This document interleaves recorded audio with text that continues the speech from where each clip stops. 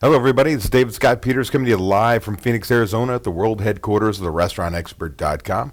You're in the right place here for our webinar, Menu Engineering for Top Profits. Now, we're going to get started in just a second. I want to lay down a couple ground rules. One of those things is we have a chat window. I want you to use that chat window from time to time. I'm going to ask you ask some questions. Hopefully you'll answer them. But no, I'm on a little bit of delay. So I've got two people helping me. I've got Jenny Brooks and Greg Sauerback on my team that'll be logging in and answering some of your questions.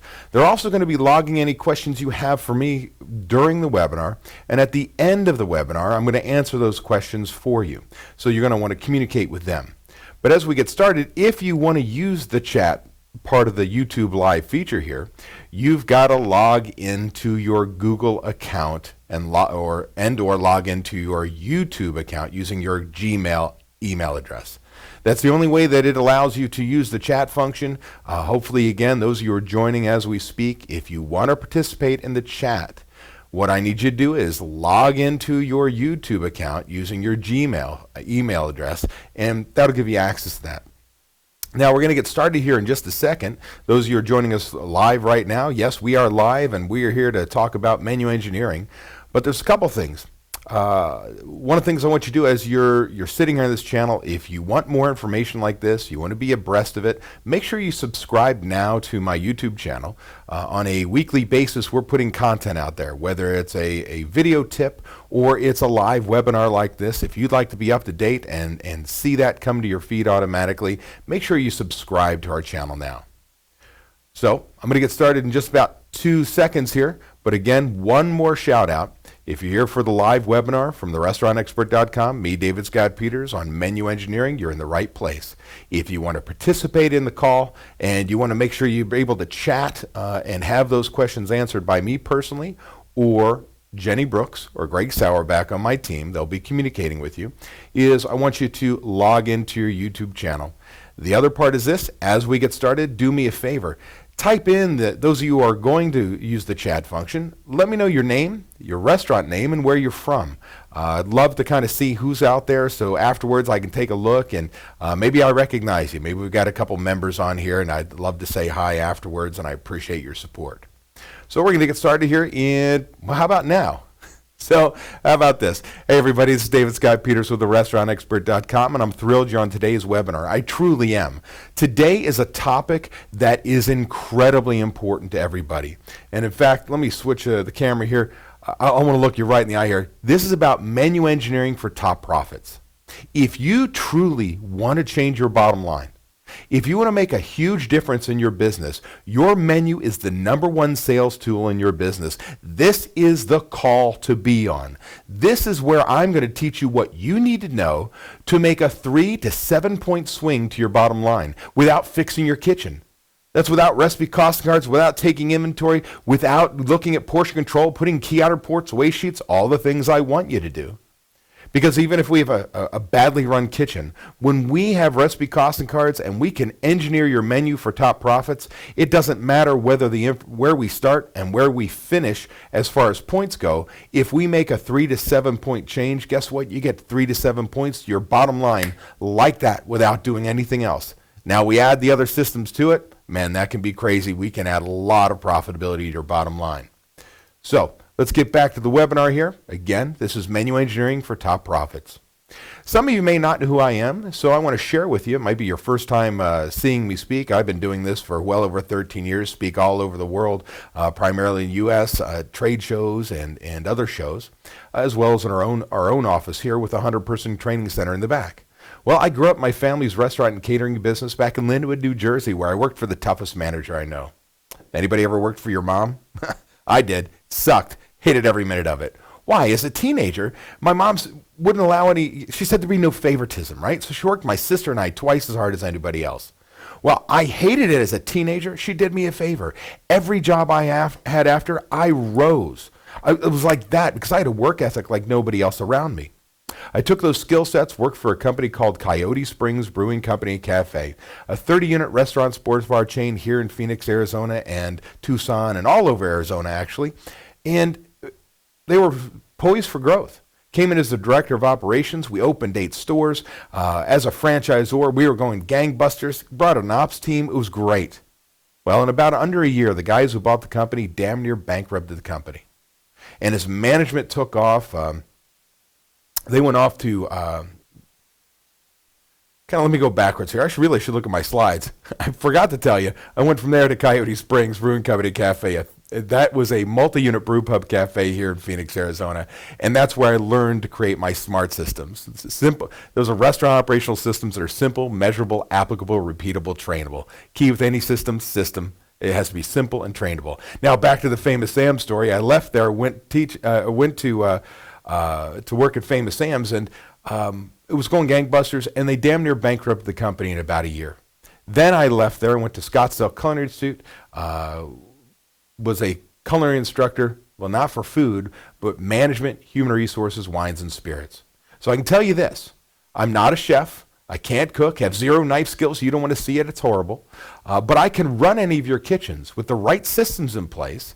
I can run any of your kitchens. I can order based on par levels. I can order based on budgets. I can schedule based off staffing guides and budgets. I can open and close all of the stations based on checklists. I can run your kitchen. What I can't do is cook. Now think about it. Don't you want that in your business, that you know every aspect of your business? You may not be the best culinary professional, but you're never going to be held over a barrel because you can't cook. Now with that said, as I was teaching at Scottsdale Culinary Institute, the minority shareholders at Famous Sam's asked me to come back. I kept saying no. And then it was about 1 week before my first child was born. I said okay. And the company should have been bankrupt, should have been done. But I was given a 5-year plan to turn the company around and sell it. I missed that goal by 3 months. I know what it is to be an independent operator. I know what makes a chain successful. And my job in the world is to give you the same systems and tools that chains use without losing your independence. We love our guests. We love our employees. But we are going to do what they do, and that's make money. So sorry about the bobble on the bio in the beginning. It's one of those things. It happens, man. With that said, what are we going to learn today? We're going to learn the steps to complete an accurate recipe costing card, the #1 system you must have in your business. We're going to go through proven design techniques, key systems to keep you on budget, and we're going to talk about ideal food cost to maximize your bottom line. How can we make you 3 to 7 points on the menu you have now? So let's think about this. Let's assume we all can agree that your menu is the heart of your business. It has everything to do with who you are. It has everything to do with the decor you've chosen, the price point. It has to do with the quality of product, the style of service. Everything about your business is your menu. It's the heart of your business. And I want you to think about this. If it's the heart of your business, #1 sales tool in your business, as it pumps, well, my heart, when it pumps blood and oxygen throughout my body that I can thrive. Well, in your business, this heart pumps money, right? It allows us to order food, order liquor, to staff properly, to market, to pay our bills, our rent, our utilities, and so on. So it's very important that this heart keeps pumping. Now, in my heart, right, if I don't take my cholesterol medicine because of my genetics, man, I'll start putting cholesterol in my veins, ultimately choking off my heart. I could die. Well, it's no different for your business. You don't put systems in place to run profitably. One of those, your recipe costing cards. If you don't know what every recipe costs, well, you're pumping cholesterol into your veins. You're choking off the money to your business, killing your heart, killing your business. So it's very, very important, and we talk about this. We talk about your recipe costing cards as a part of menu engineering. They're critical. You understand? If you don't know what your items cost you, you are throwing your profitability to what I call dumbass luck. I don't mean to offend anybody on this webinar, but it's the truth. I mean, think about it. How the hell do you think you're supposed to make money if you say, I generally know what my protein costs? Well, if you generally know what your protein costs, you're generally not making the money you deserve. Tell me I'm freaking wrong. Think of it this way. Let's say, for instance, you go to a tire retail store, right? Everybody on this webinar, everybody has got to say, I've purchased tires in my life. Now, when you go to the tire retail store, you see stacks of tires, right? And on the top of that stack of tires, you see what? Price.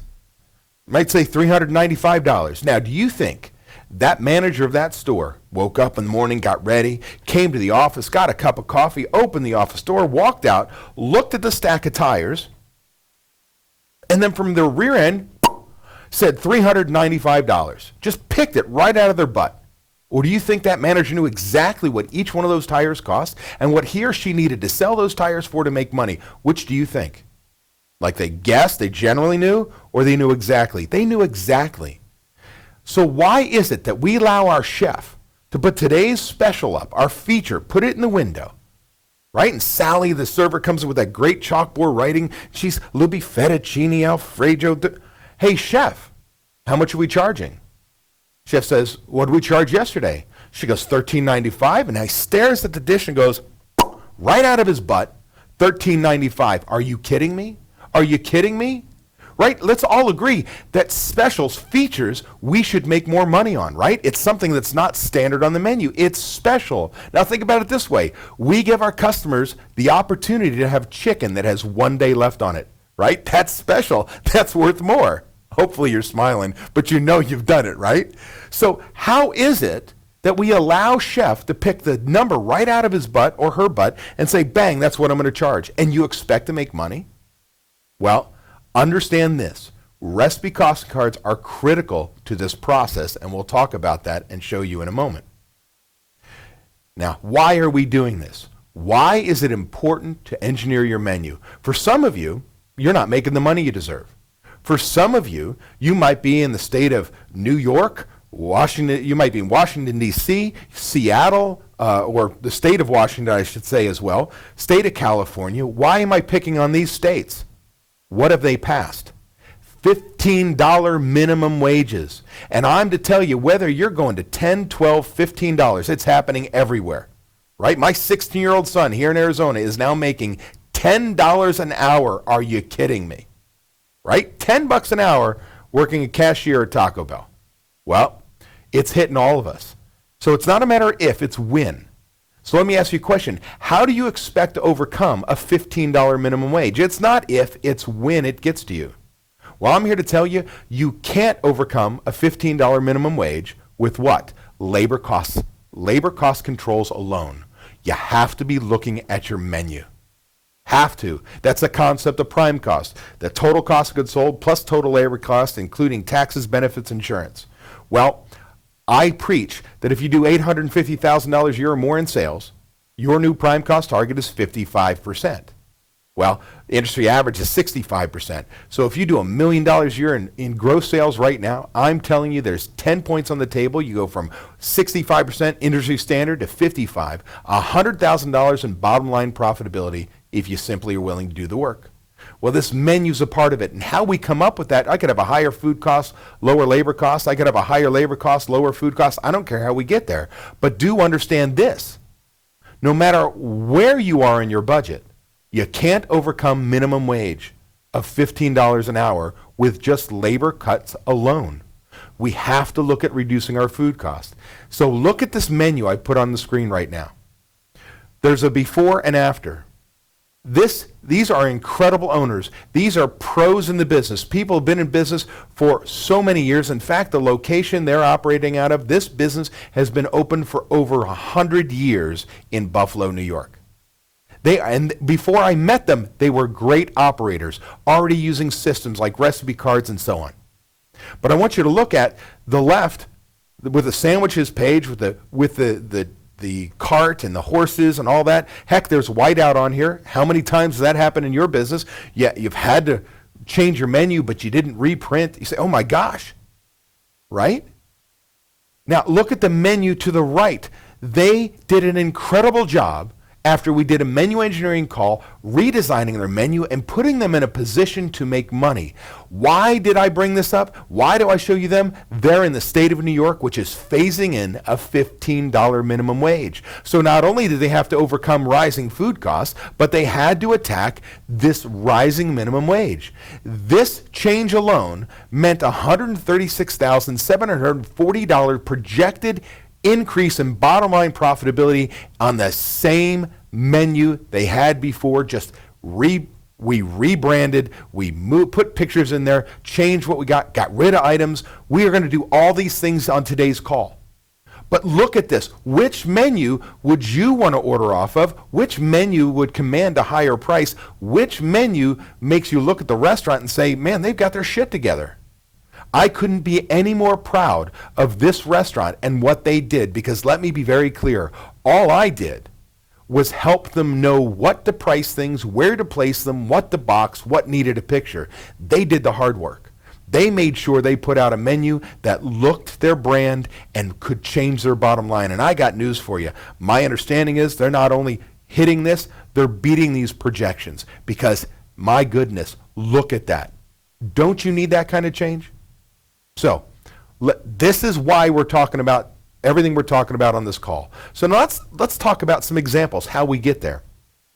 What are the things that people do wrong? Well, here's a menu that came from one of my elite members. I've got an elite group of restaurant owners who we meet on a quarterly basis. There's 22 restaurant owners all over North America, Canada, the United States. We get together on a quarterly basis at each other's restaurants. So you got to have big shoulders. Got to have shoulders, because you're inviting 20 of your peers to walk into your business and tell you what's wrong with it. Now, this group's incredible. They have what we call brutal honesty. They'll tell you you're an idiot, but they'll also take the shirt off their back, a solution, give it to you, and help you make a change. Now, with that said, as open and as honest as this group is, well, on a quarterly basis, we meet. Well, once a year, I used to always have a menu meeting. So in January, we'd have this menu meeting, and all the old timers at the time would love when new people come in, because I beat the snot out of their menu, right? They'd been through this process before. They've made all the changes. They just kind of tweaked their menu a little bit. Well, here's a menu of a husband and wife who came. It was their first meeting with me, and I later learned about 2 years later, they thought it would be the last meeting with me, their first and last. Because when I looked at it, I looked at this menu and I said, this sucks. And I threw it over my shoulder. I said, this menu sucks. I threw it over my shoulder. Now, why would you get upset with me if I took you in the eye and said, your menu sucks, and threw it over the shoulder? I have no idea about your food, just the layout and design. Well, I'll tell you why. I kicked your baby, right? I kicked your baby. Your menu is who you are. And when I say your restaurant, when I say your menu sucks, you hear your restaurant sucks. I'm just saying the layout of your menu says, but I kicked your baby. It's your baby. So let's look at what's wrong with this. Well, notice when you look at this, I don't know when the first menu item to the last menu item, where one starts, where one finishes. They're all jammed together. I can barely read them. Oh, there's the ... bold $ price list, right? Let's make sure I know what I'm spending before I do it. Then I come down, oh, salads are all the way across the screen. What does that mean? You ever open up an email full screen in your browser? What do? You click on it and you bring it back down, because it's so hard to read when it's way across your screen. Oh, then there's this watermark logo. I don't know if you can see it on the webinar. I'm trying to look here. Yeah, it looks like you can see it. You can kind of see the skyscape and a light and so on and so forth, the Nero stuff. Well, guess what? I'm 50 years old. I'm 50 years old, and I'm supposed to be carrying around these. Let me show you. These are readers, right? Some of you can understand with me. I got 20/20 vision, but man, my arms get longer and longer and longer when I read a menu. And I refuse to take readers with me. So when I come in your business and you put this crap, your logo on the background and all this stuff tied together, I can't read it. I'm embarrassed. So I might not come back to you. And I got news for you. You want me in your business.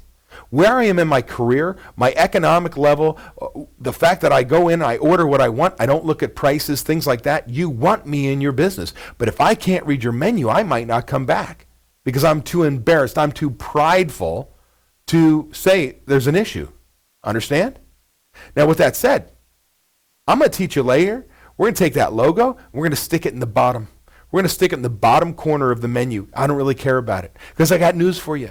You don't have somebody in there looking at your menu and go, oh, thank goodness, there's their logo. I had no frickin' idea where I was, right? I mean, think about it. They're in your building. They know who you are. Now, I may want the logo on there down at the bottom so that if I fax or email that menu to them, they know where it came from. But really, logos are for you and me. They're ego needs. Understand it's about your ego. It's not about the menu and selling stuff. Now we're going to come back to this, and I want you to notice, if you look at second column to the right, right, the row to the right, column, go down 2, you'll see Maryland style crab cakes, $10.99. I'm going to go back to that in a second. Now, here's the dinner side of the menu. Again, lots and lots of mistakes. You'll notice on this slide, I showed they had a 33% food cost, $2.5 million upper scale casual concept, full service restaurant with bar. They also had kitchen labor of 24%. Now, that's a nightmare. But why? Because they built the Taj Mahal of kitchens. It was a bowling alley, and they had somebody stand in front of each one of those stations, and they were bleeding labor. Now, I will tell you, it was the cleanest kitchen I've ever been in. They were prideful, man, because they had all this labor, and what they had time to do was clean. But I'm going to show you with menu engineering, we can reduce your labor costs. I'm going to show you with this one. But for most of you, we can move the needle 1 point, 2 points maybe. Because with your menu mix, I'm going to know where you're getting bogged down. At the fry station, it's just getting clobbered. If I re-engineer the menu and get people to go to saute, I could reduce my labor costs, become more efficient. So just don't think food costs. The reason why I want to show you that. Now, here's the after. Look at this menu.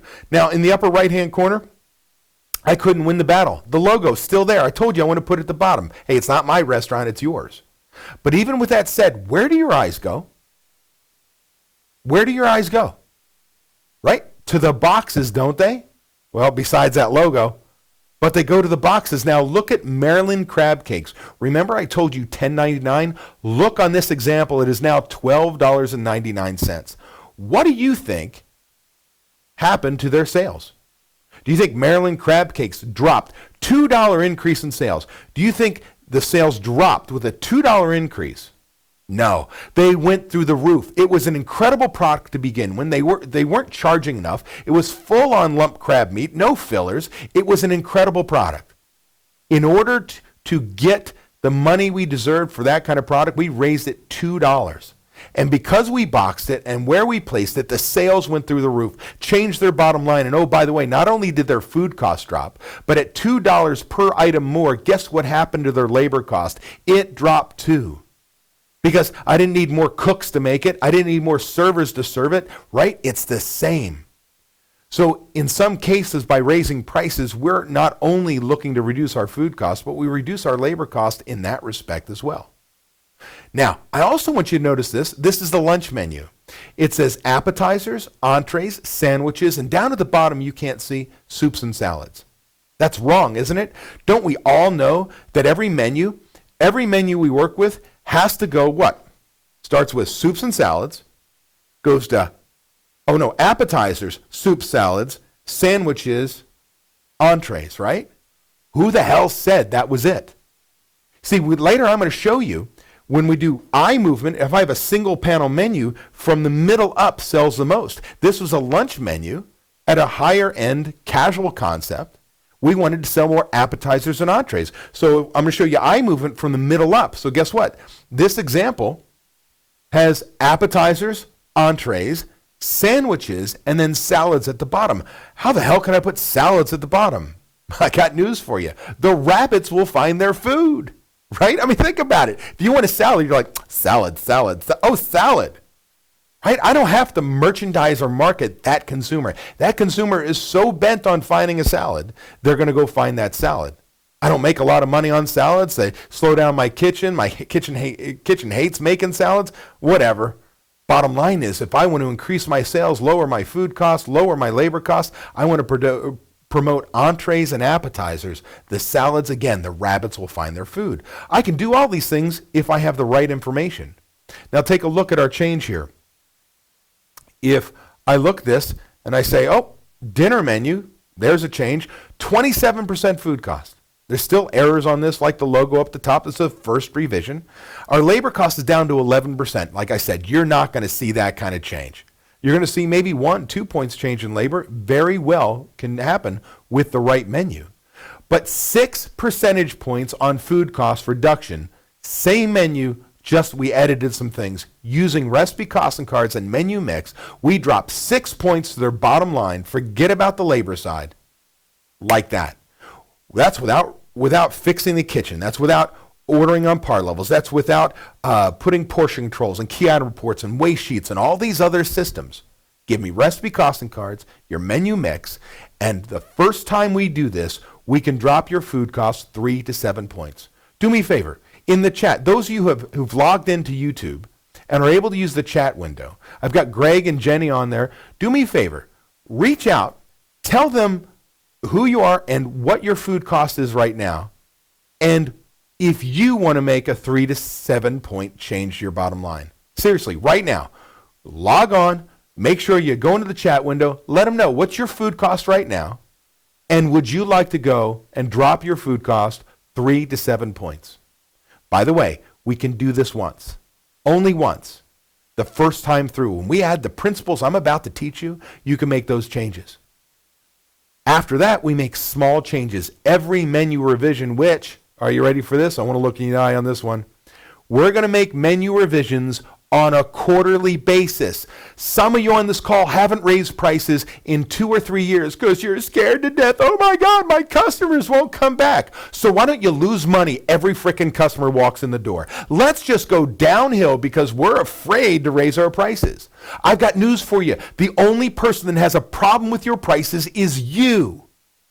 Think about it. How many times have you waited to raise prices? You raise prices and you get behind like a bunker, as if you were in war, and you peek over the bunker waiting for a sniper to shoot you right in the eye, right? That's the customer going, oh my God, you raised your prices. You look over the bunker and nobody says a frickin' word. You ever notice that?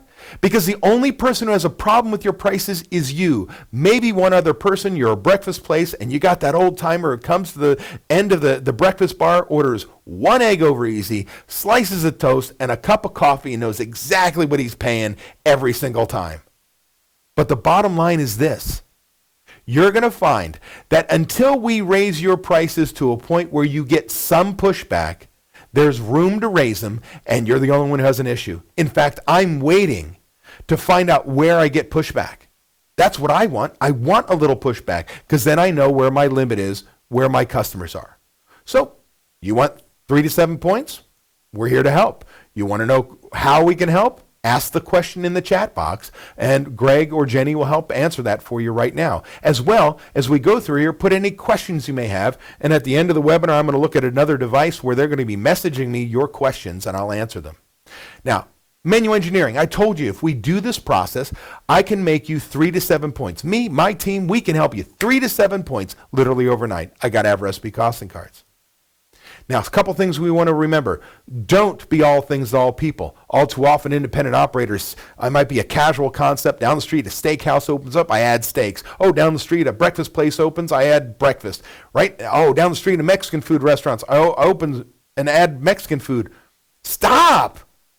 Be who you are. Be great at who you are. You cannot be all things to all people. Heck, on the West Coast here, we've got something called In-N-Out Burger. It sells a burger, cheeseburger, hand-cut fresh fries, milkshakes. That's it.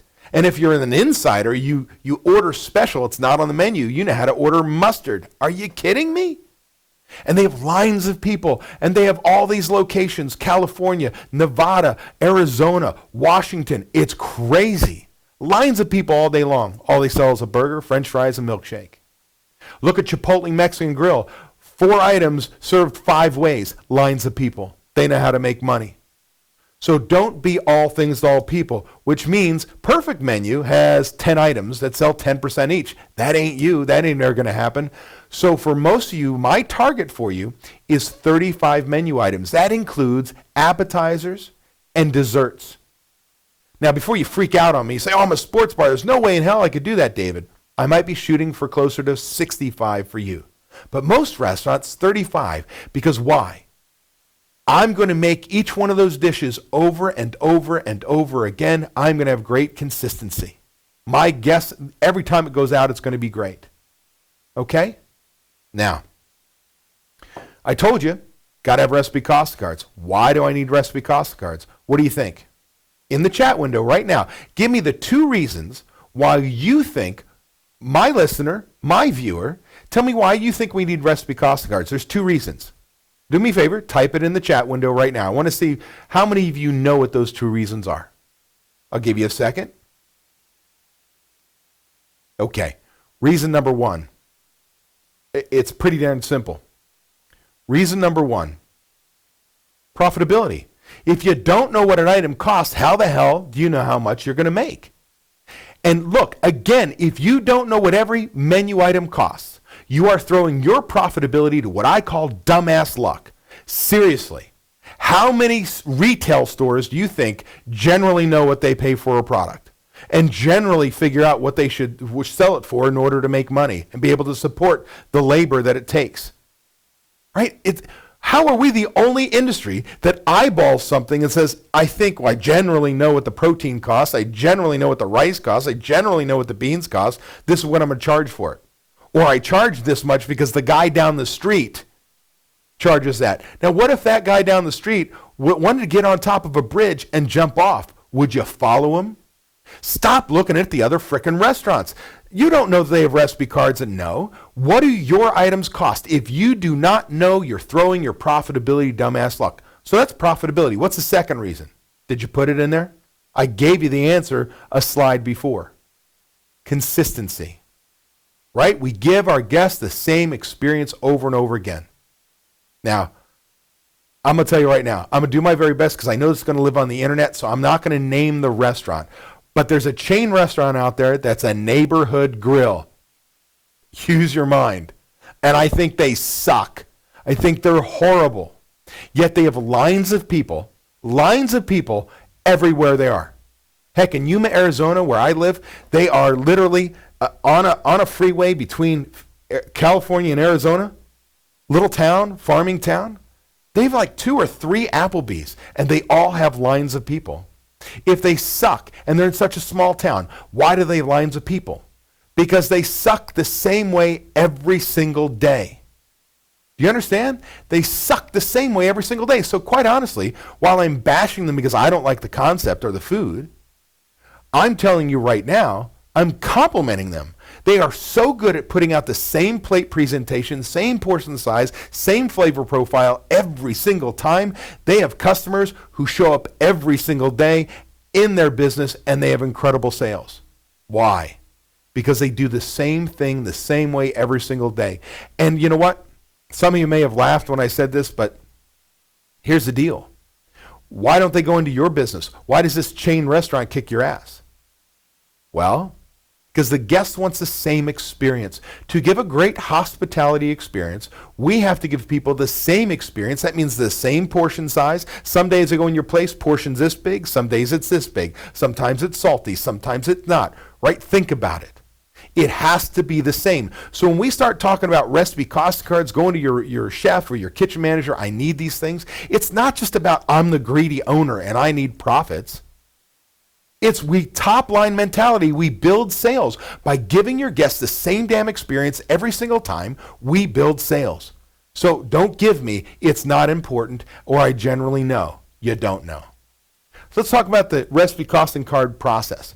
I'm going to show you kind of now the step by step, and later at the end of the webinar, I'm going to break out of the slides and go into our software. And so those of you who want to see how we actually execute what I'm teaching you today, stay on with me when I get to the end here.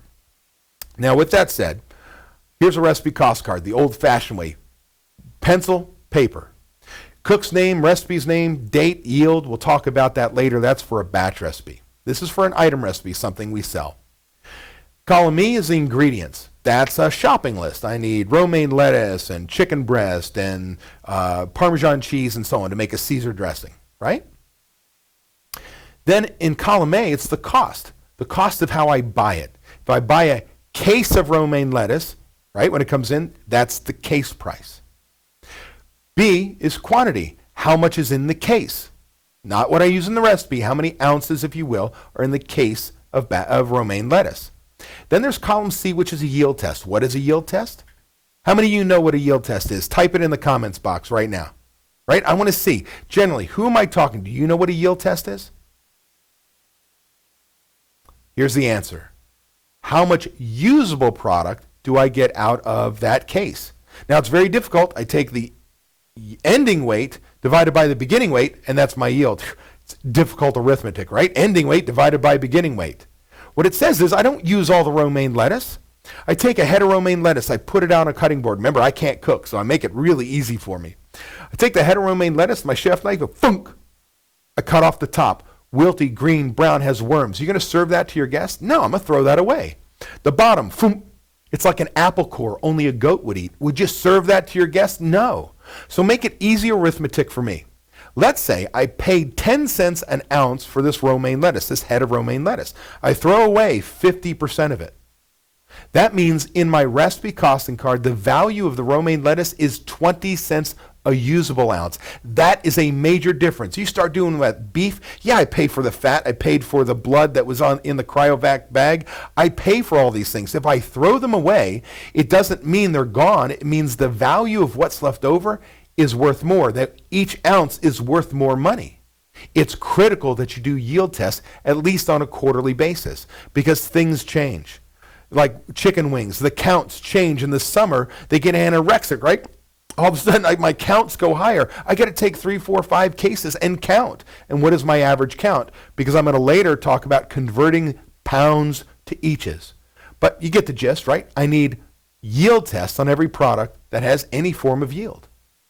Now, it's really important to also understand, there's a book out there called the Book of Yields. Don't buy it. Because it's not your restaurant. It has to do with what you sell, how much you sell of it, and what your knife skills are in your kitchen. For instance, I have a member who is a $2 million sandwich shop in California, sells so many sandwiches, cuts so many tomatoes, he gets a 100% yield out of his tomatoes because he takes all the ends and the core, makes a homemade tomato basil soup. 100% yield. Yet I've got another member who barely sells any sandwiches, cuts the tomatoes, grows it out, maybe does a 90%, 85%. Where if I was prepping and I get lazy and cut off a ton of usable product, well, all of a sudden, your yield goes way down. So you've got to test. So here's a recommendation. You want to know if people are prepping properly and cutting things properly and so on and so forth? Take a clear Lexan, put it at the end of the cutting board, and all the waste from all the prep gets slid into the clear Lexan, and then a manager, a chef, a kitchen supervisor, somebody audits that Lexan to make sure that they're prepping properly. They're not throwing away too much usable product, right? Something to write down. Now, what about this? I did my yield test. I put everything down. I know use divided by sales, my food cost. Recipe cards are probably still wrong. Why?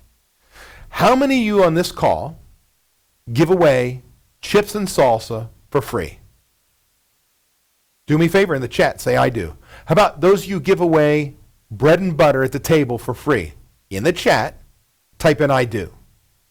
Now, everybody else, you think you're out of this? Hey, how many of you give away ketchup, mustard, salt, pepper, sugar packets at the table for free?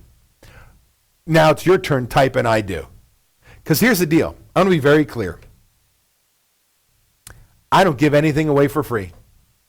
Wait, I just asked you to give away chips and salsa for free, bread and butter, ketchup, mustard, salt, pepper, sugar. Yeah, of course you do. But I'm not giving anything away for free. Think about it.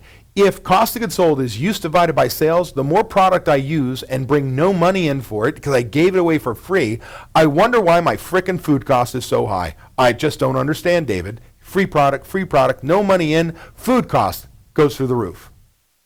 Yet I'm telling you, I wouldn't give anything away for free. What do you mean? Let me go up to table 22. Oh, excuse me, it looks like you used about 35 cents in mustard. Let me put that on your check. Wait till Yelp gets a hold of that son of a bitch, right? You're freaking dead, man. I mean, that's nuts. Of course I'm not going to do that, but I'm not going to give it away for free. Do you know what I'm going to do? The calculation for inventory is beginning inventory plus purchases minus ending gives me use. How much money left the shelves? Use divided by sales is food cost. How much money left the shelves? What I want you to do is take an inventory of all the products you give away for free. All the products you purchased or prepped that you give away for free. Like if I make my own salsa, dollar value of it. Beginning inventory plus prepped or purchased tells me what I could give away. At the end of the period, end of the month, end of the week, whenever I'm taking my inventory for value, I take an inventory of those products I give away for free. Now I come up with, right, Ending inventory minus total available tells me how much product actually left the shelves I gave away for free. Now you go to that expensive cash register called a point of sale system. You run an item by item sales mix report, velocity report, PLU report. I don't care what it's called. How many entrees only did you sell? Take that number, divide it into how much money you gave away for free in product, come up with 35 cents, 25 cents, $1.65. I don't care what the number is. How many customers bought an entree divided by how much product I gave away for free by dollar value gives you your spice factor or consumable factor. Now that is an ingredient on every item recipe that is an entree. See, now when I price my entrees, I don't give away product for free. I'm charging for it in each entree. That's a game changer. If you're not doing that right now and wonder why your food cost is high, think about it, right? You're giving away product for free. Increases food costs. Chef, why is your food cost so high? Oh, I don't know. Free product, free product, free product. Hey, we're going to account for that. I give nothing away for free. That's a game changer. What about paper? Is paper a part of food cost? Well, let's take us back to the slide. Is paper a part of food cost? Well, yes or no? What do you think? Do me a favor. Let's participate. Let's make this interactive. In the chat window, type in yes or no. Do you think food cost, paper is a part of food cost? Give you a second. Those of you who said yes, you're right. Those of you who said no, you're right, depending on the circumstance. What do I mean? Well, let's say I'm a taco shop, and 100% of the time, I have a piece of parchment, put a taco in, I wrap up the taco. 100% of the time when I sell you a taco, it's in a piece of parchment paper. Well, guess what? When it's used 100% of the time, that paper is purchased as food, it's inventoried food, and it's used in a recipe card as food because it's used 100% of the time.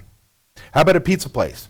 All right, I got a pizza place at 50% delivery, and then about 15-20% of my customers, when they're finished dining in, walk up and go, "Can I have a pizza box to go?" And you're like, "Oh, sure, damn it," right? You hand it to them. Oh, man.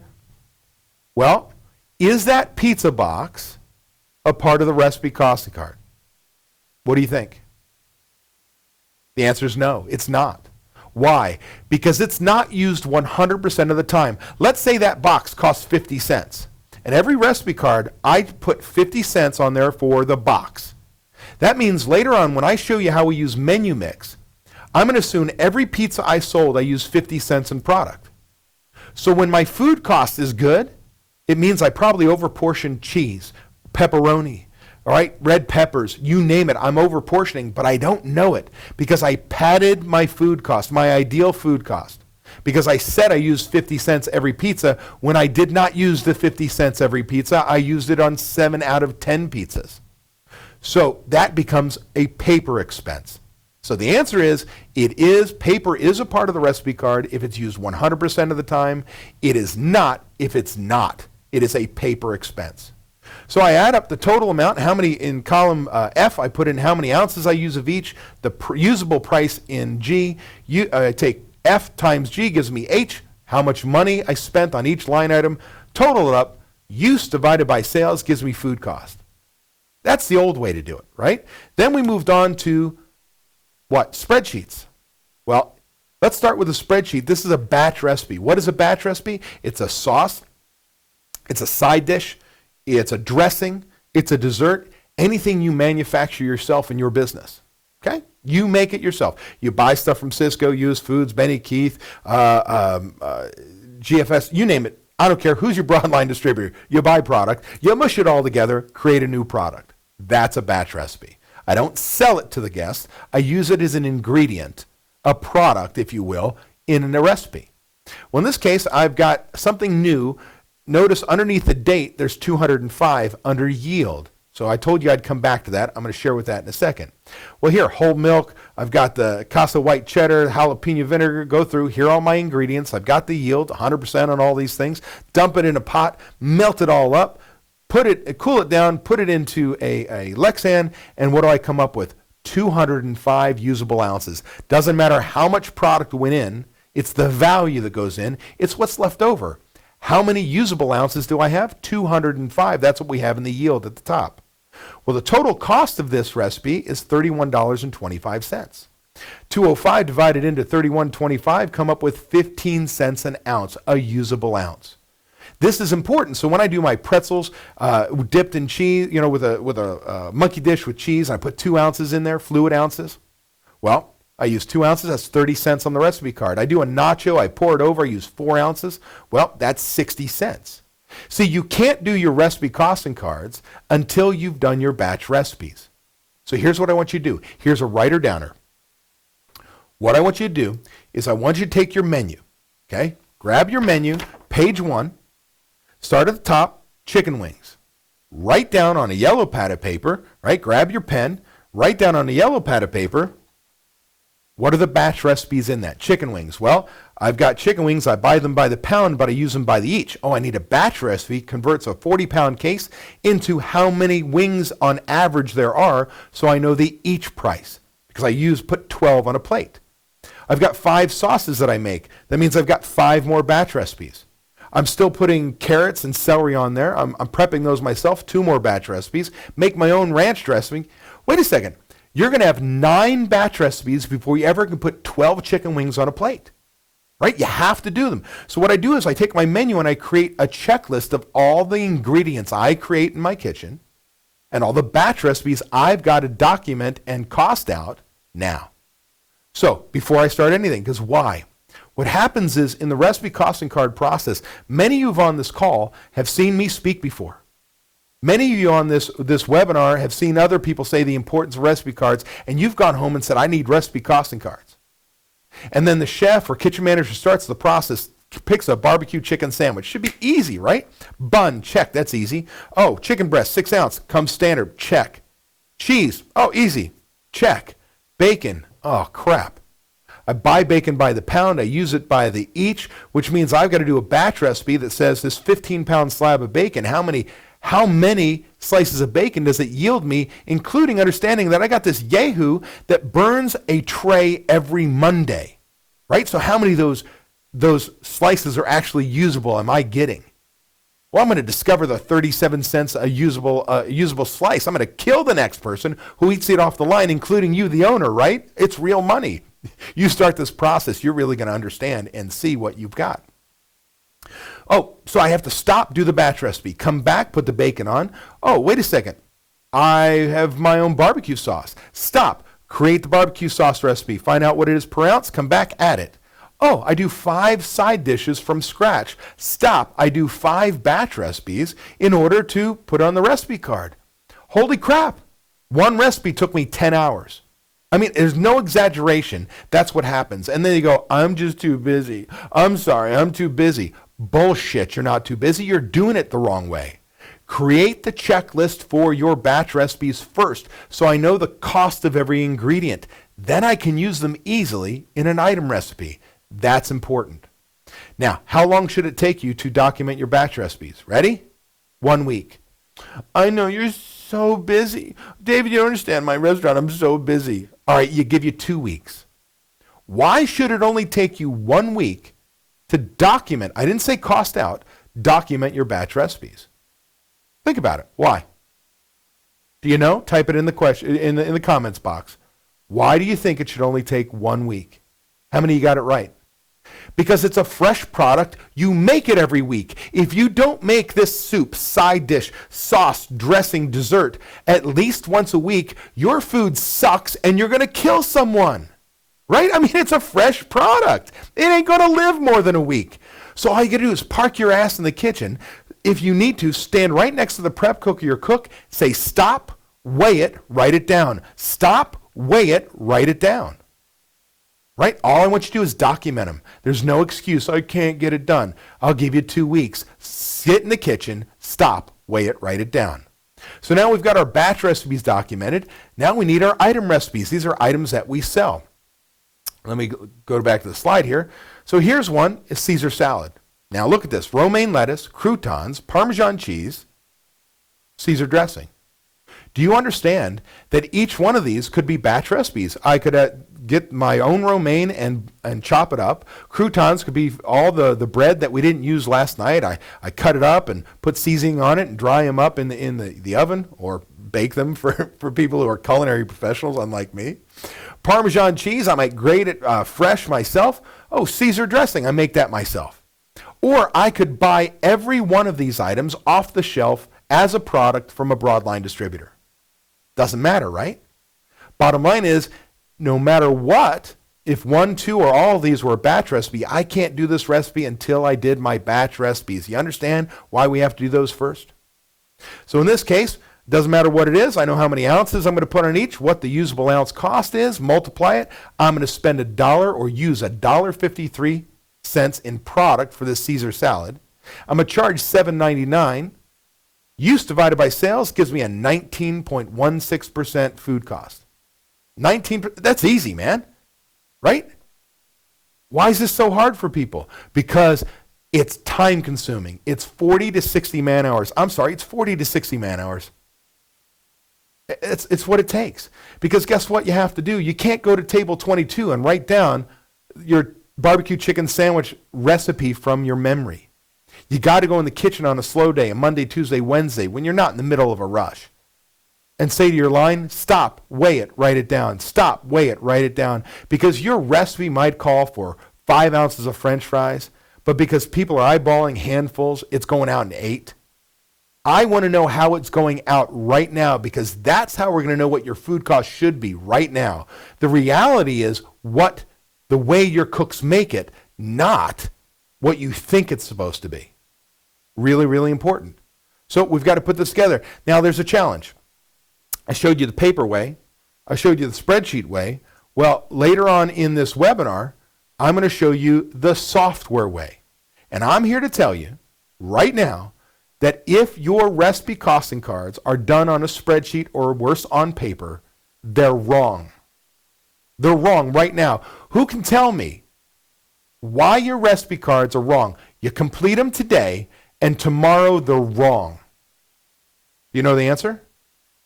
What happens to your food prices each and every invoice that comes in? Do all your prices stay the same, or do every invoice comes in, something has gone up? Our prices rise every single day. So here's the challenge.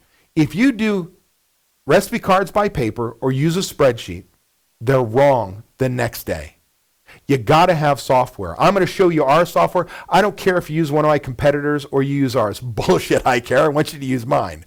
But the fact is, as long as you use something, because things that we've created is if you get your invoice via electronic invoice, a spreadsheet from one of your broadline distributors, we've set it up that you literally grab it and upload it in your system, like uploading a photograph to Facebook, and bang, every recipe card's up to date, your next invoice order's up to date, your next inventory's up to date, every recipe card is up to date with the most recent price. You got to have software in order to do that. For those of you who are interested in seeing how I do this, along with the menu mix, how we engineer for profitability, stick with me for the whole webinar. Now, let's say I've got recipe costing cards. How do I come up with where my food cost should be, right? Well, I was taught you take all of your recipe costs, what you're going to sell it for, $14.95 total, what it costs, $65.10, what I'm going to sell it for, use divided by sales. This menu creates a new or theoretical food cost, right? For the new menu, $22 or 22.96%. Problem is that's bullshit. It's wrong. See, it has to do with everything your customers actually purchase. It's called a weighted average. Now, what do I mean by that? Let's say you have a 2-item menu. That's all you sell is 2 items. One item has a 1% food cost, and the other has a 99% food cost. In that month, calendar month, you sell 100 items. You sell 99 at 1% and 1 at 99%. What's your food cost? 1%, right? Next month, sell the same menu, 99 items at 99%, 1 at 1%. What's your food cost? 99%. See, it's what our customers actually purchase by velocity of each food cost. It means it allows me to sell anchor appetizers out of a box at a 38% food cost, because I don't sell so many of them, and I sell the living hell out of my fresh hand-cut French fries. like off the charts at 5% cost of goods sold. So we don't cost at our menu. If we want a 25% food cost, we don't cost every item at 25%. We're going to have some at 38%. We're going to have some at 5%. Based on the velocity of what people buy, menu mix, that's how we're going to know our ideal food cost. That's important to know. So how do we get there? Well, your point of sale system has a report called an item by item sales mix report. I want you to grab that report. We're going to put it into our software called Menu Profit Generator inside Smart Systems Pro, or our desktop version for those of you who've been with me for a long, long time. And bang, your POS system would do the same thing. If it had the costs in the POS system, it would tell you what your ideal food cost should be. No waste, no theft, no spoilage, perfect restaurant, which does not exist. We're going to have waste, and I'm going to talk about that.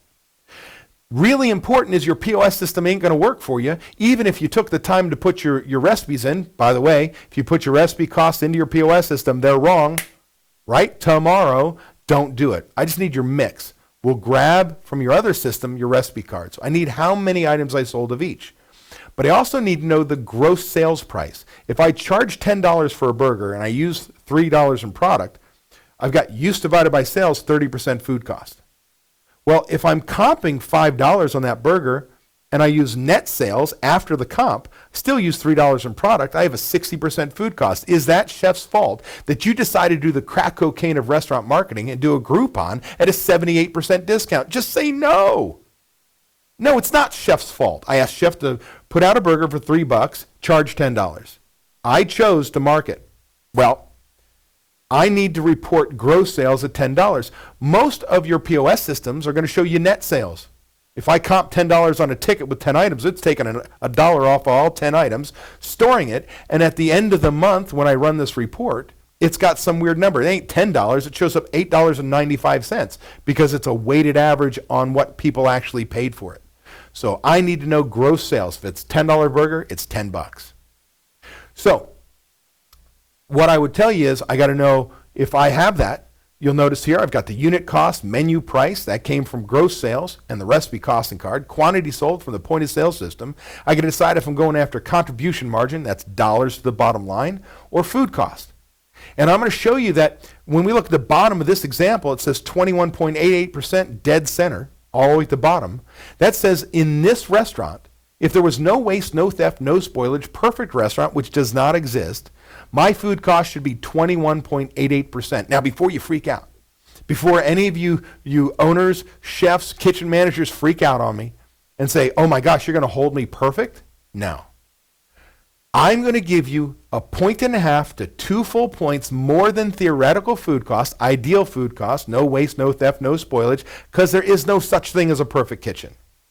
So do know that if I want to achieve a 25% food cost, you've got to give me an ideal food cost of 23%. Does everybody understand that? If you don't understand that, type in the question in the comments box, and I'll answer that for you at the end of the webinar. Now, let's talk about menu engineering. What are some of the things I need to think about? Well, does your menu match your ambiance? I've got to make sure. I've seen high-end steakhouses that have these ratty insert plastic menus with the brass tabs are rusting and threads coming out, and you're going to charge me $50? Are you kidding me? I've seen casual concepts that prices of Applebee's and Chili's and the like, and they've got these wooden menu covers with their laser-etched logo in the center with leather binding, and people go, oh, this place is expensive. It ain't expensive. It's the same price as the chain restaurants down the road, but guest perception, I can't come here that often. It's expensive. Make sure your menu matches your ambiance and who you're serving. Make sure your restaurant, your menu matches your demographic. Make sure you're selling them what they want, right? Not too many of us can be big name chefs in a big name area that are a destination location.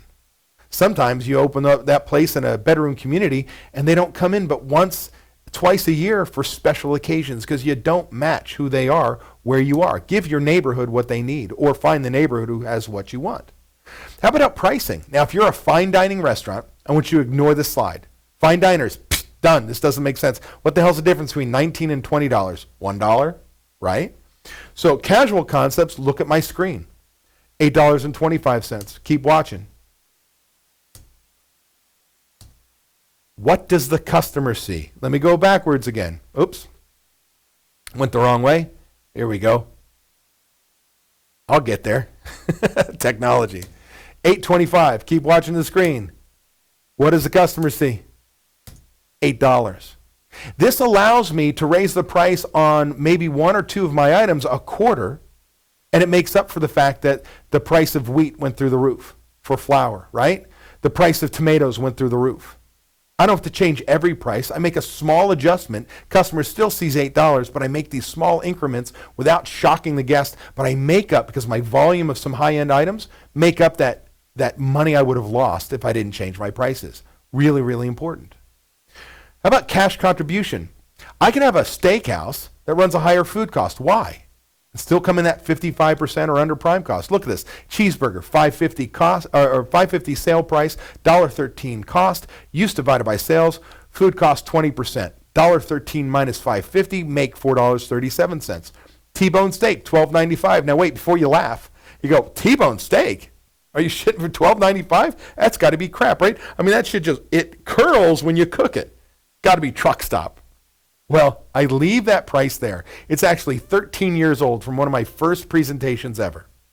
So 13 years ago, you could have gotten T-bone steak for $12.95. The reason why I leave it on there is we should laugh at that price. What I want to point out is some of you are like a sports bar and a steakhouse opened up down the street, and you bring in the same steak, and you don't charge the same as a steakhouse because you can't. And your customers don't buy it. In fact, you, the owner, are the only one who buys it. You're eating it every shift going, oh my, this is so good. Same product down the street. Why doesn't anybody buy it? Because when it's that damn cheap, they think it sucks. Remember the crab cakes? We raised the price $2 and the sales went through the roof. Often your price tells the guest that it sucks. So if you can't charge what the product's worth, don't sell it. Now look at this. $5.50 is cost, use divided by sales, 42% food cost, $7.44 cash contribution. Which one do you want to sell? In the chat box here on YouTube Live, type in, you want to sell cheeseburger? Type in cheeseburger. If you want to sell the T-bone, type in T-bone. What do you think? I'm going to give you a second. I kind of want to get a tally. I'd love to see what Greg and Jenny see from you. Here's the answer. I don't know. Generally speaking, if I'm trying to go for lower food costs, I'm selling the burger. But if I know I'm not going to sell so many T-bone steaks and I want to reduce my prime cost, I'm selling the 42% cost of goods sold item, the T-bone steak. Here, think about it this way. If I were to sell the burger and make $4.37, 20% food cost, or the 42% T-bone steak makes $7.44, why would I want to sell the higher food cost item? One makes me $4, one makes me $7. So watch, I'm a cook, $10 an hour. I flip a burger, I made $4.37.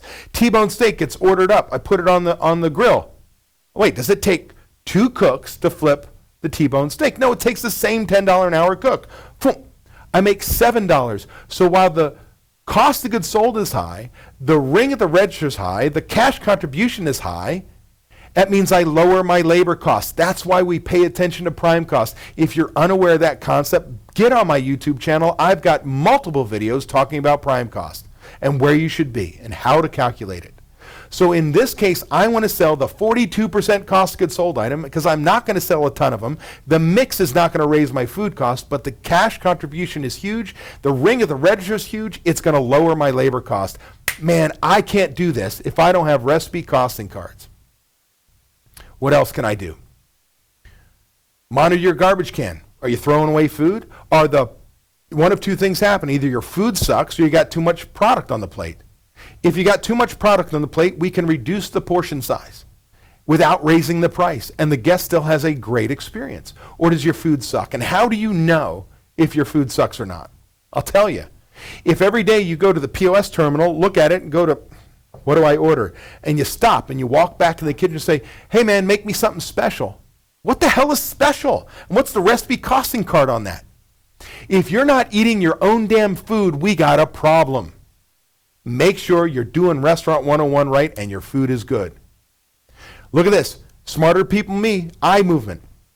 If we look at it, a single panel menu from the middle up sells the most. Remember the example? I said I went appetizers, entrees, sandwiches, and then soups and salads? On a single panel menu, I know that from mid up will sell the most.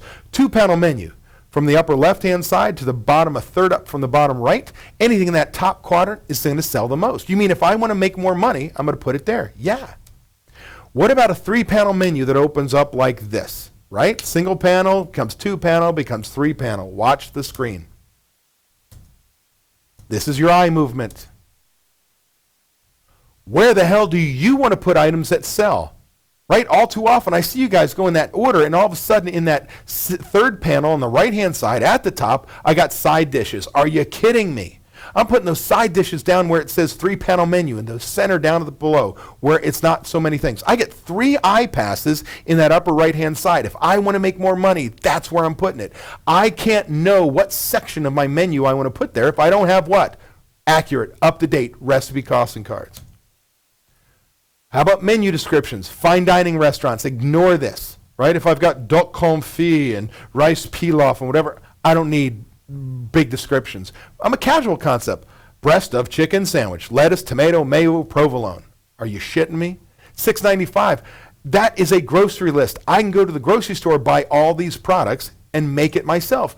Or would you rather order a teriyaki chicken burger, a savory grilled chicken breast brushed with a sweet teriyaki sauce, topped with Hawaiian pineapple, melted cheddar, yum. Right? You would pay more money for that. That sounds exciting. So give me great descriptions of your menu, and don't get bored. I see you start at the beginning with all these descriptions, you get to the end, you give up. No. Make them all sell. It's your number one sales tool. Look, no more than 3 fonts. No more than 3 fonts. I don't want to look at your menu and say, oh, it looks like it's 1984 when Publisher came out and there were 350 fonts and you used them all with clip art graphics. Wrong. It's a sales tool. Make sure there's no more than 3 fonts. I like a sans serif font. Times Roman is a serif. It's got the Qs. A Helvetica, Tahoma, no curly Qs. Look at the appetizer. Which makes you look like it's easy to read. You want me. Forget about the freaking price list. If I see another freaking price list, I'm going to choke someone. You know who you are who have a price list right now. And you know that when you go to a restaurant, you decide how much you're going to spend and look at those items and choose it. It means you tell your guests, don't have the best item we have on the menu, it's the most expensive. Oh, by the way, if you had that item, you'd be a regular forever because it's to die for. But instead, you're price shopping. Stop with the price shopping. The only thing missing from this is the ... bold $. Seriously, stop. Why do we do this in our industry? Smarter people than me have done studies that show if I have 10 items, 5 by each for my friends from Philly, the first, second, and last will sell the most. You mean if I look at your product mix report, the first, second, and last item will sell the most? 90% of the time. The only time it's not, you got a signature item, people don't even look at the menu, they order it verbally. Your first, second, if I want to make more money, I decide which one to put first, second, and last. Only way I can do that is with accurate, up-to-date recipe costing cards. White space. Oh my gosh, give me white space. And I got news for you. Studies show that 50% of your menu should be white space, and many of you have all that stuff jammed in together. I got news for you. 50% white space does not mean bigger paper. Okay? We're going to reduce the number of items, but we're going to know through our product mix. Merchandising. Do you know first, second, last sells the most? If I put a box around it, it sells more. Oh, wait a second. If I put a picture, it sells even more. So no matter what, if you look at these examples, if I put a box around the truffles and pork tenderloin, that will sell more the first, second, and last. If I put a picture, and I'm a casual concept, make it a great picture, and bang, you will change your bottom line literally overnight. Want to know why? We're all restaurant people. That means none of us have ever found ourselves at Denny's at 2 o'clock in the morning, cross-eyed drunk, ordering like this. I want the moon over my hammy. Right? I've been there, done that. Is it because I'm an idiot and I'm drunk they give me pictures? No, because the pictures sell. It tells the guest, oh, I want that. And it influences their purchase. You can change your bottom line if we've got recipe costing cards. We know where to place something and whether we're going to box it or put a picture. Same process, 2 different menus. Can't do this without accurate, up-to-date recipe costing cards. Death to the laminated menu. I don't care if you own the laminator. Why do I say that? Look, I'm okay if you laminate a menu, but for many of you, as soon as you laminate the menu, I can't change it, right? Prices, tomatoes goes through the roof. Oh, I can't take tomatoes off, can't raise the price. I just printed these.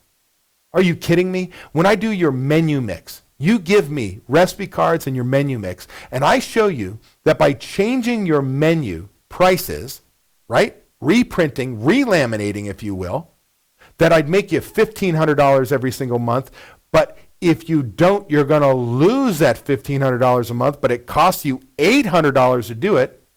For the first month, you're going to make $700. Would you make the change? Hell yes. But all too often, as soon as we laminate, we go, oh, I can't change the menu. So I want a menu that I can easily insert, change a page at a moment's notice so I can react to the prices changes.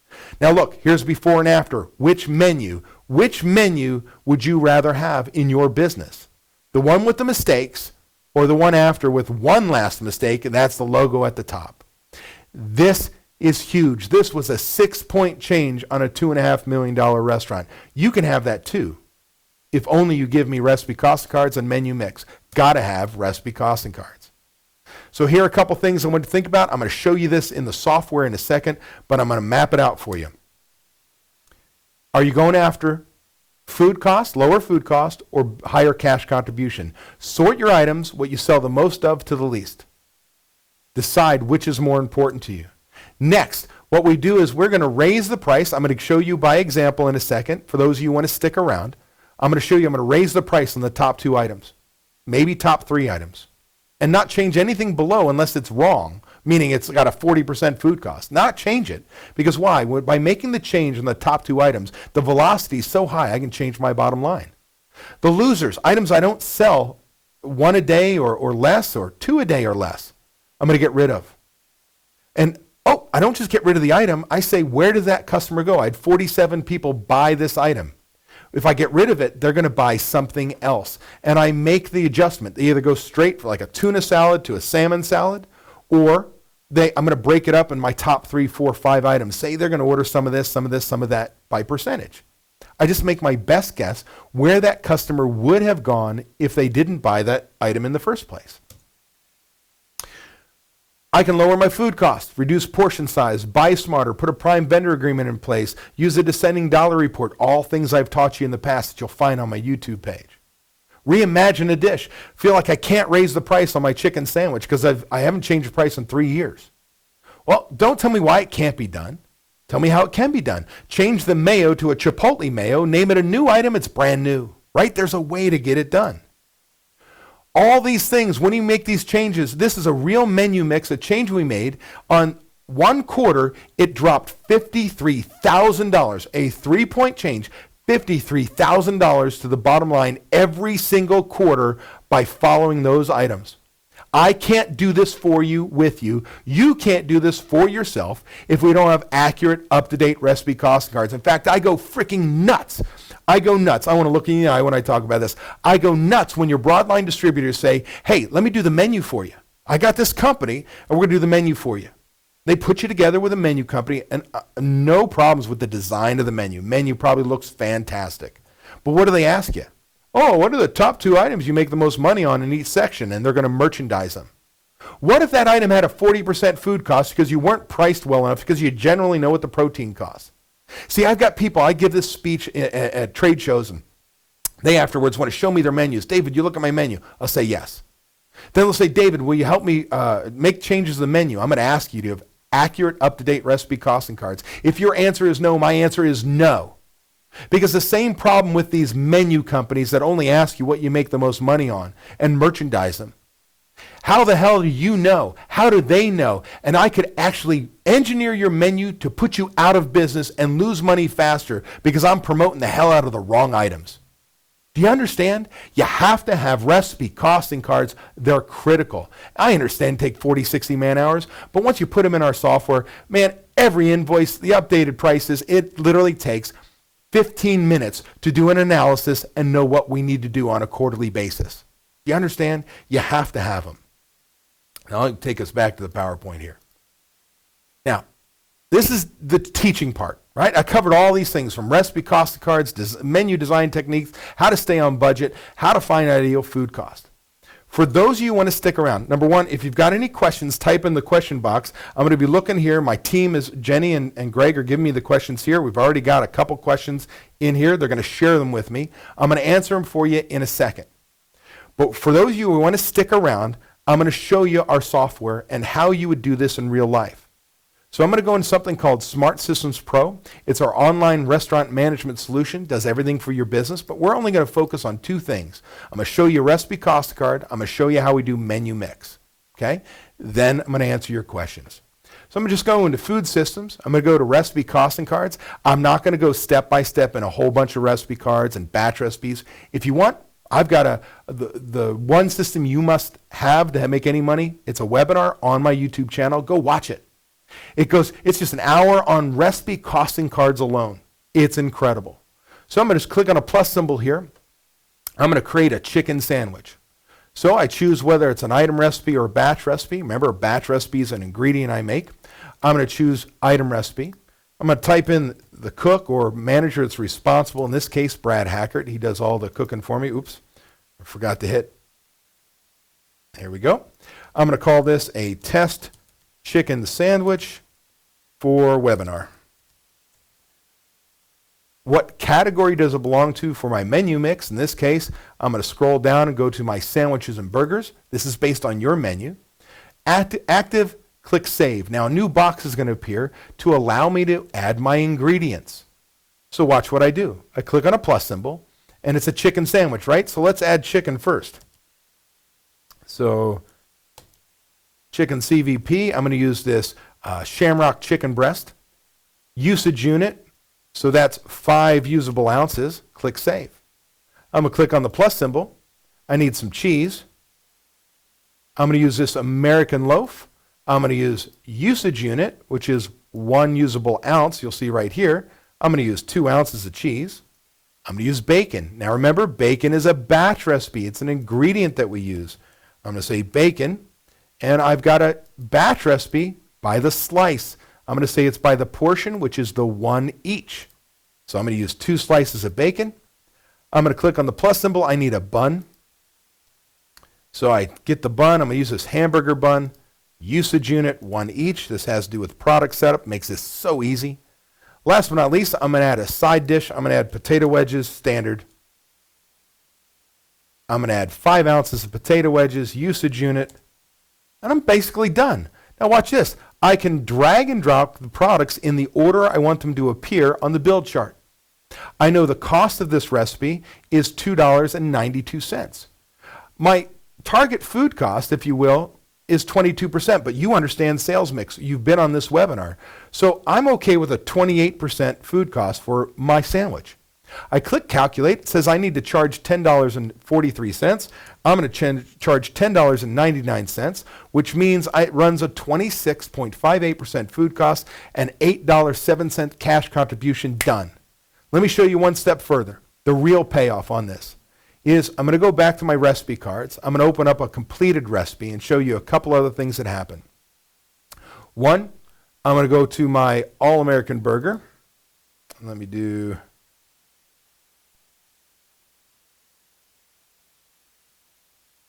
Hold on a second. Actually, do I have time for that? Burger. All-American Burger. I'm going to search. Oops, wait a second. Let me refresh. Oh, I know what I have. Got to switch something here. Back to my active. There's my problem. I'm going to double click on my All-American Burger and look at what I've got here. I've uploaded a photograph. I've put in build chart, mise en place, notes. I've got product knowledge in there. I can produce 3 separate, very important documents. One is a recipe costing card. I can put this in a book. Take it a second. It's going to come up on an Adobe Reader file here. So here is my recipe costing card, right? Put those in a book. Well, I go back to the software. I'm going to print off a recipe card, how I cook. Click open. Give it a second to open up in the Adobe again.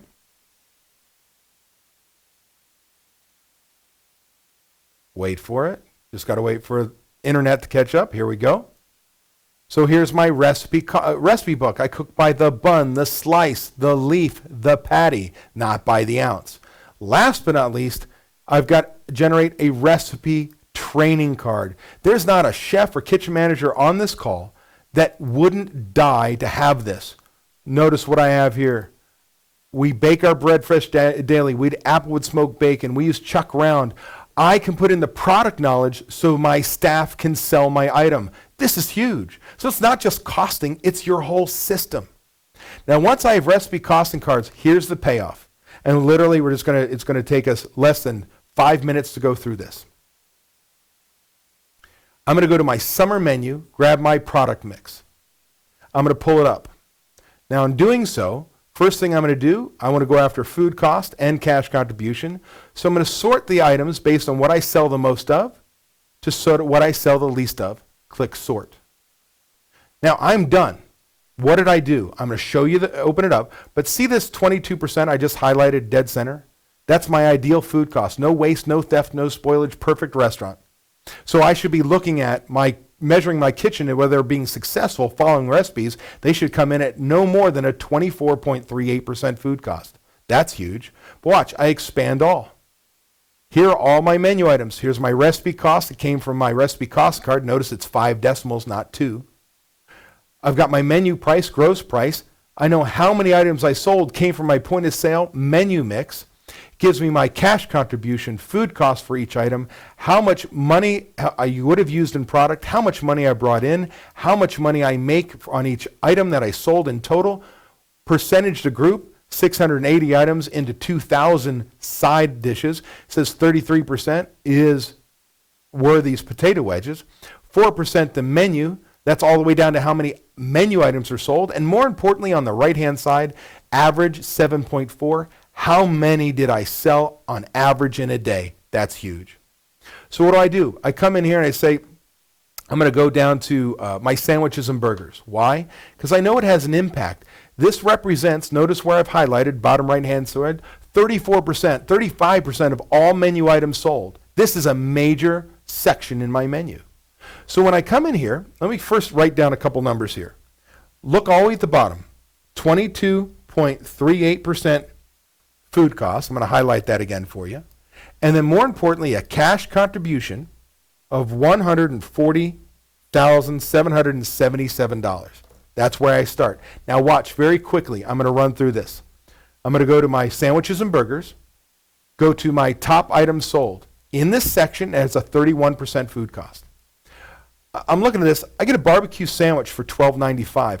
Couldn't I get my All-American burger, my number one selling item, 6% of the whole menu? I'm going to charge $12.95 for it. In fact, I'm going to get $12.95 for the next item as well. Right? Only 2 changes I'm going to make in this section. If I do so, it reduces the food cost by almost a point. It increases my cash contribution. I'm going to save that. I'm going to take a second to load and open up each one of the sections. As it does, know that I'm changing my bottom line. I'm going to scroll down to another section, and we're going to get rid of a couple items, and we're going to add a couple items. So I'm going to go back here down to my salads. And here are my salads. Now look at this. I've got a spicy chicken salad that I sell. Well, first of all, crispy noodle salad, I sell 1 a day. When you sell 1 a day, you don't. You sell 1 on a Tuesday, 1 on a Thursday, and the rest on a Friday. And 3 weeks go by, and some random day, ticket comes up, cook goes, oh shit, I haven't made this in a while, and reinvents the dish. So look, 1 a day is not popular. So I'm going to get rid of that item. I'm going to get rid of this 0.49 a day, 0.22 a day. So what I do is I've got 101 of these are sold, the crispy noodle salad. I'm going to say, because I've got fried tortillas in my Fiesta salad, I'm going to zero this out, put 101 here, so that becomes 469. I'm going to come back down to this item, 45 of the spicy chicken. Well, they would go to my chicken salad, so zero that out. I'm going to go here, so that'd be 393. I'm going to come down to these 20, this mushroom soup. I'm going to leave the soup. I have nowhere else for that to go. I click save. I'm going to make one more change to a top selling item. And then we're going to go down to the bottom, and I'm going to show you the impact of this and what we can do. Now, I've only changed 2 prices. I've only changed, gotten rid of 2 items. I'm going to come down here to my entrees and say, you know what, this fish tacos this fish tacos, I think I can get $9.95. And then I've got an item down here that has a 82% food cost. Oh my gosh, am I an idiot? Did I price it wrong? Is the recipe card wrong? I got to make this $14.95 if I'm going to sell it, or $17.95. I click save. Now, these are all things I've done, right? I could have lowered the cost, but when I come down to the bottom, I didn't make huge change to the menu. Wait for it to save.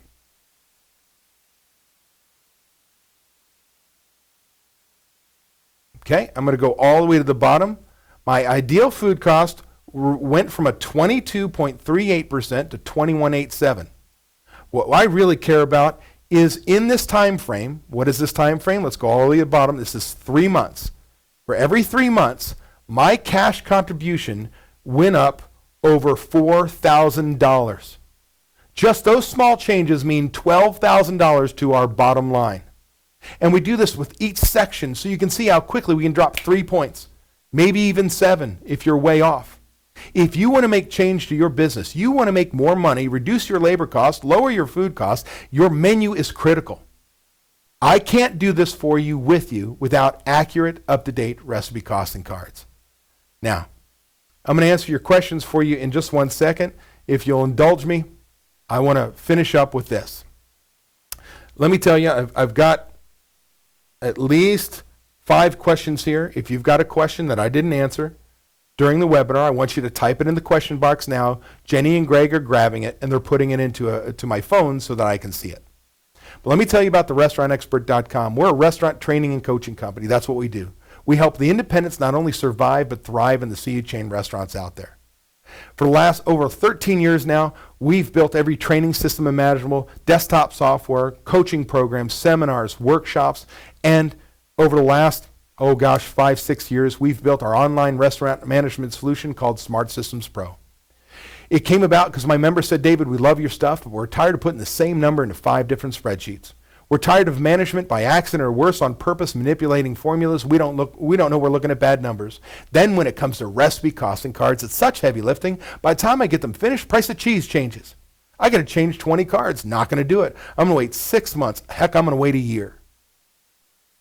Most important data in my business now out of date. So they said, David, I want to put my numbers in once, tie all my systems together. I want to hold my managers accountable. I want them to know what the job is, how to do it, how well it should be done, by when. And that's how Smart Systems Pro was born. As long as you have internet access, an iPad, computer, a telephone, I don't care, browser with internet, you have access to your systems. You can see that your chef ordered on time, on budget, following PARs. That your management's controlling labor this week, that's scheduling next week on budget. You can see all these things just by logging in, because there's one way to do it. It's your way. Now, software comes with unlimited training support. Call Monday through Friday, 9 a.m. to 7 p.m. Eastern Standard Time. We're here to help. There's a chat window, the whole bit. We have free seminars, 2-day trainings here at our office in Phoenix, Arizona at no cost to you. We know your investment is to get here, but software trainings happen 10 times a year at no cost to you. You get restaurant coaching. You get access to me or one of my coaches, help you put together a budget, re-engineer your menu, teach or manage your cost of goods sold, caulk you off the ledge because you have a harassment claim, business issues. How can we help? We're here to help. And I will tell you, I used to be an athlete. I used to be 9% body fat. I was a scholarship rower.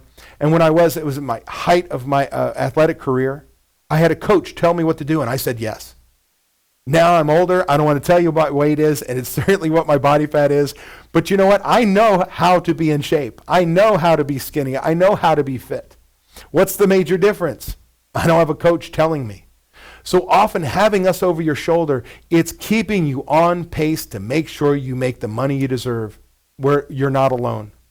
We have training products. I have over $8,000 in training products, full service, quick service, management training, harassment prevention, train the trainer, employee handbook, all yours, digitally downloadable and included in Smart Systems Pro. Last but not least, we have workshops, seminars. We've got 1-day seminars 4 times a year, no cost for you and a guest. Oh, the next 2 days are Smart Systems Pro training. I have a 3-day workshop I do twice a year. It's normally $1,500 for you and a guest, but for our members, it's only $375, you and a guest. You get all this with no sign-up fee, no setup fee, month to month.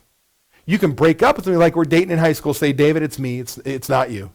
I don't care. If you're not using the system, give me 30 days notice, you're out. Now, here's the deal. But wait, there's more. I could sell ShamWows, right? If you sign up, it says today, but within the next 30 days, you watch this webinar, you let Greg know on my team that you have done so. In the 30 days from the time you call up and say you've seen this, we're going to give you a $4,800 value, $800 value per month, where one of my training team, Marv professionals, will meet with you and your management team on a weekly basis for the next 6 months. We're going to spoon feed you everything you need to be doing, put you on a timeline, hold you accountable, and help you reach your goals. That within a 6-month period of time, if you're dedicated, we're going to completely change your bottom line, the culture in your business, and we're going to put you in a position to where you're making the money you deserve. You want a fast track for success, you sign up in the next 30, we're going to give that to you. I can't do that for everybody. Here's the deal. What's the cost? It's $347 a month. No sign-up fee, no setup fee, month to month. If you're thinking right now, that's a lot of money, then you're not going to do the work. Because I should be saving you not only what you pay me right away within the first 30 to 60 days, I should be making you at least 10 times a return on investment. I want to save you at least $3,500 a month, minimum. So if you're committed to change, this is nothing.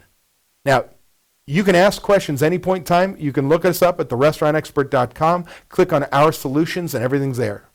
You can call us at any point in time. In fact, right now I would tell you to pick up the phone and call Greg. In fact, I'm going to look and see if his line lights up. Call him at 1-877-457-6278, extension 106. He'll answer your questions. Now, before we get going here, we're right at the tail end. We've got some questions that you've asked. Let me answer them for you right now. Zachary said, I see on the new menu, this is way back when I showed you the two, David has boxes around items. Are those supposed to be big ticket items or top sellers or items we want to sell? The answer is yes. See, what I'm going to decide, remember the menu mix? I'm going to decide if I'm going after cash contribution. And oh, guess what? My top selling item, I'm going to raise the price, which means I probably have a lower food cost, higher cash contribution, and I want to sell it. And so by boxing it, I can raise it not only $1, maybe $2, and change my bottom line. So the answer is, I'm going to know based on my menu mix. I've got a question here. How can I do this with a seasonal menu or farm to table concept? Well, it means I've got to create my new recipes, right? And then when I pull up my actual menu mix and I go from this chicken dish to a new chicken dish, I change the mix from that customer buying it to something else. And so by moving from one item to the next, because I'm seasonal, I can see the impact of what that menu is going to be. Another question I have here. Does this work for liquor, beer, and wine? Yep, it's the same exact thing, and it's so much easier because recipe cards are ounces and bottles, done. Whereas in a food recipe, I take a number 10 can of Heinz ketchup. On the outside, it has by weight. Inside, I use it by the fluid ounce. I got to do a batch recipe, converts it from a 12 each or weight ounce to a fluid ounce to put it in a recipe. Yes, all these principles work exactly the same. It's just a different product. John asks, how many pictured items per page are ideal? Honestly, 2 to a page or 1 to a section is generally what I like because I really want them to do so. But I got to look at your menu and see the way it's laid out. So if it's a large menu, I might do 1 per section. If it is condensed and really cramped, I need white space. So it may limit me to 2 per page. At Famous Sam's, we did 2 per page. What I don't want to be is the typical Middle Eastern restaurant or Mexican restaurant that puts a picture for everything. That ain't menu engineering. Zach also asked, we're in a small town in Texas. Pricing can be hard because of the area we are in, but we do not want to use crap product. Fake catfish or imitation product. What can we do to compromise for profit? That is the prime cost question. I will never My team will never have you compromise your core values and buy shitty product. Right? Won't ever happen. So if I know that I'm going to use a higher quality product and I'm unable to, or really the answer is I'm unwilling to charge what it's worth, then based on prime cost, you have to reduce your labor cost. That's it, man. I don't care how we get there. Based on your core values, we make that change. Maybe you have to reduce the portion size a little bit because you want to use the higher end product, but it can be done. Let me see. Are there any more questions? I've got no more questions. I've used my time. I want to thank everybody for being on today's webinar. Sorry I had a little brain fart when I did my bio. I don't know what I was thinking, but hey, we all overlooked that. Do know that we're here to help. If you've got questions, I want you to call now or anytime you watch this webinar on a replay. Dial 1-877-457-6278, dial extension 106, and Greg Sauerback, our solutions coach, will literally ask for 15 minutes of your time to learn more about you and your business, tell you what we do, and see if there's a fit. At the end of that call, you can say, Greg, this is not for us. We understand we're not a right fit for everybody. We like to think so. But we create work. You have to be ready for the culture change in your business. But if you're ready to change your bottom line, you're ready to take your business to the next level and stop operating like a mom and pop, then we are here to help. And we're going to offer you with our software, coaching, everything for your business. The software has a daily manager log with cash controls, online scheduling system with labor controls, complete food, beverage, and merchandising controls, recipe cards, ordering, inventory, prep, key item reports, weigh sheets, culminating in a weekly budget variance report, which allows us to proactively manage our business, know where we are every single week. If you want that kind of change, do know it takes some work. It's going to be a 6-month to a year journey, but I will promise you, within the first 30 to 60 days, I'm going to more than pay for myself. Within 6 months, if you take advantage of us helping you and meeting with you on a weekly basis, in 6 months, I'm going to change your bottom line, and we're going to save you a minimum of $3,500 a month, if not double or triple that, depending on where you are with prime cost. Everyone, I want to thank you for being on today's webinar. I hope to see you again sometime soon. Be sure and subscribe to my YouTube channel as we speak. Bye, everybody. Thanks so much.